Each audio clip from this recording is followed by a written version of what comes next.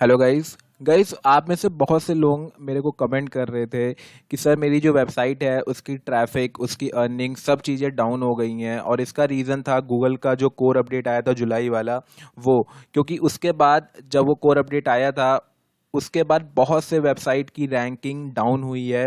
Okay, तो कुछ लोगों ने तो अपने स्ट्रैटेजी को यूज़ करके अपनी रैंकिंग को दोबारा से पा लिया है और अपने आर्टिकल को वहीं पर रैंक करा दिया जहां पर वो पहले रैंक कर रहे थे। लेकिन बहुत से ऐसे न्यू ब्लॉगर्स होंगे जिनकी रैंकिंग डाउन हुई है, तो वो लोग अपने आर्टिकल पे बहुत कुछ ट्राई कर रहे हैं, लेकिन उसके बाद भी उनकी कीवर्ड की रैंकिंग इंप्रूव नहीं हो रही है, उनके आर्टिकल टॉप पे नहीं आ रहे हैं, जिससे उनका ट्रैफिक और उनकी अर्निंग, ये सभी चीज़ें बिल्कुल डाउन हो गई हैं। तो आज मैं आप लोगों को सिंपल वे में बताऊंगा कि आपको अपने आर्टिकल में ऐसी क्या चीज़ें करनी है जिससे आपकी जो रैंकिंग है वो दोबारा से इंक्रीज हो जाएगी।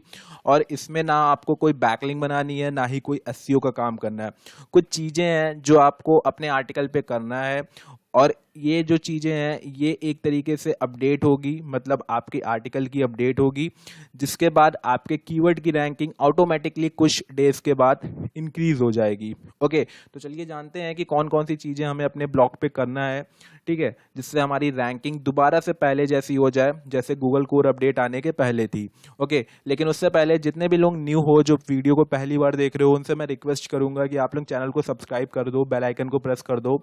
साथ में जितने भी लोग पहले से सब्सक्राइब, मतलब मेरे जो पहले से वीडियो देख रहे हैं और जिन्होंने चैनल को सब्सक्राइब नहीं किया है, उनसे भी मैं रिक्वेस्ट कर रहा हूँ कि भाई दोबारा से चेक कर लो, क्या पता आपका जो सब्सक्राइब का बटन है वो रेड दिखा रहा हो। ओके, तो उसे आप क्लिक करके पहले चैनल को सब्सक्राइब करो, बेल आइकन को प्रेस करो।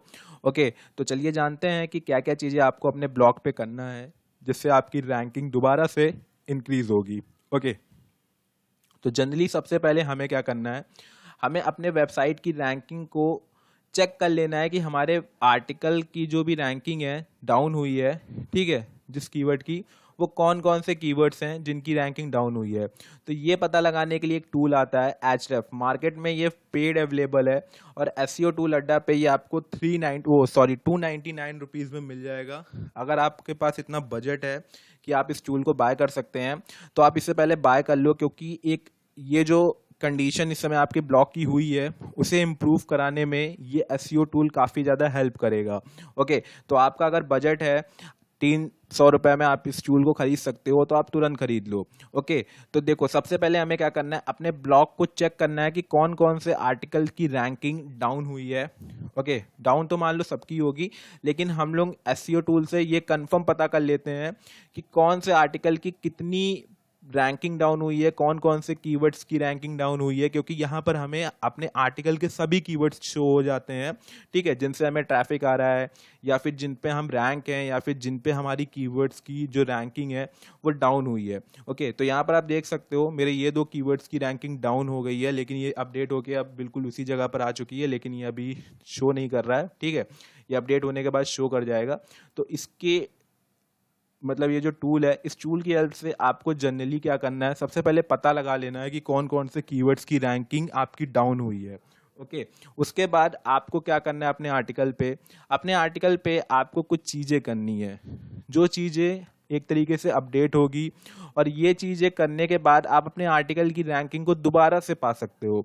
ठीक है, तो कौन कौन सी चीज़ें हैं, सबसे पहले आपको क्या करना है, अपने आर्टिकल में एफएक्यू यूज़ करना है। अब एफएक्यू क्या होता है, तो देखो जनरली एफएक्यू होता है कि जो लोग गूगल पे क्वेश्चन पूछते हैं किसी टॉपिक के रिगार्डिंग, अब अगर आपने उसी टॉपिक को अपने आर्टिकल में कवर किया है तो गूगल भी उससे रिलेटेड कुछ क्वेश्चंस शो कर रहा है, जो चाहता है कि जो ब्लॉगर्स हैं जो आर्टिकल लिख रहे हैं वो इन टॉपिक्स पे आर्टिकल लिखें, यहाँ क्योंकि जो उसके यूज़र हैं जो गूगल पे सर्च कर रहे हैं उनको उससे रिलेटेड आंसर चाहिए। ओके, तो अगर हम ये एफएक्यू को अपने आर्टिकल में ऐड करेंगे तो इससे क्या होगा कि गूगल के पास एक अच्छा सिग्नल जाएगा कि ये जो आर्टिकल है, ये आर्टिकल यूज़र की हेल्प करने के लिए, ये जो उनके क्वेश्चंस हैं उनका सॉल्यूशन भी बता रहा है। इससे एक गूगल के पास एक अच्छी हिंट जाएगी जिससे हमारी रैंकिंग को गूगल दोबारा से इंक्रीज करेगा। ओके, दूसरी चीज़ है इमेजेस। अब आपको मालूम है किसी भी आर्टिकल के लिए इमेजेस बहुत ही ज़्यादा ज़रूरी होती है। इमेजेस इसलिए ज़रूरी होती है क्योंकि एक अच्छा इम्पैक्ट पड़ता है। आप अगर 2000 या 3000 वर्ड का आर्टिकल लिख रहे हो, उसमें आप केवल 1 से 2 इमेज डाल लो तो यूज़र बोर हो जाएगा। ठीक है, जो भी यूज़र आपके ब्लॉग को पढ़ने आएगा वो बोर हो जाएगा। ओके, और आप अगर इस कोर अपडेट के बाद अपने आर्टिकल को दोबारा से ओपन करके उसमें कुछ इमेजेस ऐड करोगे, ठीक है, और इमेजेस कोई ऐसी वैसी इमेजेस नहीं, एक इंफॉर्मेशन के हिसाब से जहां पर जो इमेजेस यूज हो रही हैं, जहां पर जो इमेजेस का काम है, वहां पर अगर आप एक इमेजेस ऐड करोगे तो गूगल को एक अच्छा सिग्नल जाएगा कि ये जो आर्टिकल है ये अपने यूज़र को, ठीक है, जो सर्च करके आ रहे हैं, ब्लॉग को रीड कर रहे हैं, उनको एक अच्छी वैल्यू दे रहा है, उनको इस आर्टिकल्स और इस इमेज के थ्रू उनकी जो प्रॉब्लम है उसका सॉल्यूशन बता रहा है। ठीक है, तो इससे क्या होगा, गूगल आपकी रैंकिंग को और इम्प्रूव करेगा। उसके बाद वीडियो, आपको मालूम है आर्टिकल और वीडियो में सबसे ज़्यादा लोग वीडियो देखना पसंद करते हैं। क्यों? क्योंकि वो इजी होता है। अगर कोई ट्यूटोरियल वीडियो है तो लोग ट्यूटोरियल वीडियो को ज़्यादा देखना मतलब पसंद करते हैं, और अगर वहीं पर कोई ट्यूटोरियल के रिगार्डिंग कोई आर्टिकल होगा तो उसे लोग देखना ज़्यादा पसंद नहीं करेंगे। ओके, तो आप लोग क्या करो, अपने आर्टिकल में जो भी आपका पूरा आर्टिकल है, ठीक है, उस आर्टिकल में, ठीक है, तो आप अपने आर्टिकल में जो भी आपकी इंफॉर्मेशन आप जो यहाँ पर डाल रहे हो, ठीक है, उस इंफॉर्मेशन के हिसाब से क्या करो, आप कोई भी इमेज अगर आपको मिल रही है यूट्यूब पे तो आप उस इमेज को या फिर उस वीडियो को इम्प्लीमेंट करो, क्योंकि वो थोड़ा इजी पड़ता है आपके यूज़र को एक वैल्यू देने में। ओके, तो आप लोग वीडियो डाल सकते हो और वो वीडियो यूज़र को हेल्प करेगी उसकी इंफॉर्मेशन, उसको सॉल्यूशन देने में। ओके ओके, तो इसके बाद क्या करना है, हमें हमें कंटेंट इंक्रीज करना है। अब कंटेंट इंक्रीज क्या होता है? ओके, तो कंटेंट इंक्रीज में आपको देखो क्या करना है। जनरली जो भी आप टॉपिक लिख रहे हो, ठीक है, जो भी आपने अपने आर्टिकल पे टॉपिक लिखा है उस पे क्या करना है, आप लोगों को कुछ और इन्फॉर्मेशन ऐड करनी है। अब कोई भी जो टॉपिक है जिसको आपने कवर किया है वो अपडेट तो होता ही होगा, ठीक है, तो उससे रिलेटेड जो भी आपने कंटेंट लिखा है अगर उसमें आप कुछ और वर्ड इंक्रीज कर सकते हो, ठीक है, जो कि मान लो जैसे कुछ और ट्यूटोरियल ऐड कर दिया या फिर कुछ और न्यूज़ में फीचर्स आ गए हैं वो ऐड कर दिया या फिर कुछ भी ऐड कर दिया, तो ये भी एक तरीके का चेंज कहलाता है।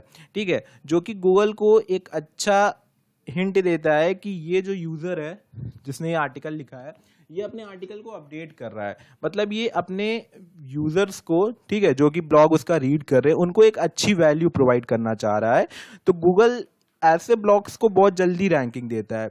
क्यों? क्योंकि जब हम अपने यूज़र जो भी आ रहे हैं हमारे ब्लॉग पे, ठीक है, व्यूअर्स, उनको अगर हम वैल्यू देंगे तो गूगल को ये चीज़ हिंट पहुंचेगी कि हाँ भाई इस बंदे के पास एक ऐसा कुछ नॉलेज है जो वो देना चाह रहा है अपने यूज़र को, तो उस ब्लॉग को गूगल क्या करेगा, जल्दी रैंक कराएगा। ओके, तो आप लोगों को अपने जो भी आपने आर्टिकल लिखा है उसमें जो भी आपने टॉपिक लिखा है उसमें अगर कुछ वर्ड इंक्रीज कर सकते हो, ठीक है, जिससे यूज़र की और हेल्प हो तो आप वो इंक्रीज करो। ठीक है, इसके बाद जो पांचवा और आखिरी अपडेट है वो है अपडेट इन्फॉर्मेशन। अब अपडेट इन्फॉर्मेशन क्या होता है, तो जनरली जो भी आप टॉपिक लिख रहे हो, ठीक है, अगर उसमें कोई अपडेट हुआ है, लाइक जैसे कोई एप्लीकेशन है, उस एप्लीकेशन का कोई नया वर्जन लॉन्च हो गया है, कुछ उसमें न्यू फीचर्स आ गए हैं या फिर कुछ भी अगर चेंज हुआ है तो आप इंस्टेंट उसको क्या करो, चेंज करो। इससे क्या होगा कि पहली बात तो वो टॉपिक ट्रेंड पे होगा क्योंकि वो अपडेट होके आया है, और दूसरा गूगल क्या करेगा, गूगल ये चीज़ कैच कर लेगा कि हाँ ये जो यूज़र है इसने अपने आर्टिकल में तुरंत अपडेट कर दिया, जैसे ही वहाँ पर ओरिजिनल चीज़ जो ऑफिशियल वेबसाइट पे कोई चीज़ें अपडेट हुई हैं उसी को इसने क्या किया, अपडेट कर दिया, और गूगल को ये समझ में आ जाएगा कि ये अपने यूज़र को और अच्छी वैल्यू दे रहा है। ठीक है, और इसी की हेल्प से क्या करेगा, गूगल आपकी रैंकिंग को और इंक्रीज करेगा और इंक्रीज करेगा, और उसके बाद आपका जो रैंकिंग है वो दोबारा से टॉप पे आ जाएगा। और यही स्ट्रैटेजी मैं भी यूज़ करता हूँ और इसी स्ट्रैटेजी से मुझे अच्छे व्यूज़ मिलते हैं, अच्छी रैंकिंग मिलती है। ओके, बैकलिंक और एसईओ ये सब तो चलो बात की बात है। एसईओ तो जब आर्टिकल लिखो तभी हो जाता है, उसके बाद इतना कुछ खास नहीं, और एसईओ भी यही सब चीज़ें हैं। रही बात बैकलिंक की, तो जब ये सब चीज़ें हो जाती हैं, ठीक है, और जब इससे पोजीशन मिल जाती है तो बैकलिंक का कोई काम नहीं होता। लेकिन हाँ, कुछ कंपटीशन, जैसे कुछ कीवर्ड से बहुत कंपटीशन है तो वहाँ पर बैकलिंक की ज़रूरत होती है। लेकिन अगर जनरली आप ये सब चीज़ें अप्लाई कर रहे हो अपने आर्टिकल में और इससे आपको रैंकिंग मिल रही है, तो मैं नहीं कहूँगा कि आप लोग बैकलिंक क्रिएट करो। ओके, तो ये सभी चीज़ें हैं जो आप अपडेट करो, आपके आर्टिकल की पोजीशन और रैंकिंग और ट्रैफिक, अर्निंग, सब चीज़ इंप्रूव हो जाएगी। ओके, तो मिलता हूँ नेक्स्ट वीडियो में, तब तक के लिए इतना ही, गुड बाय।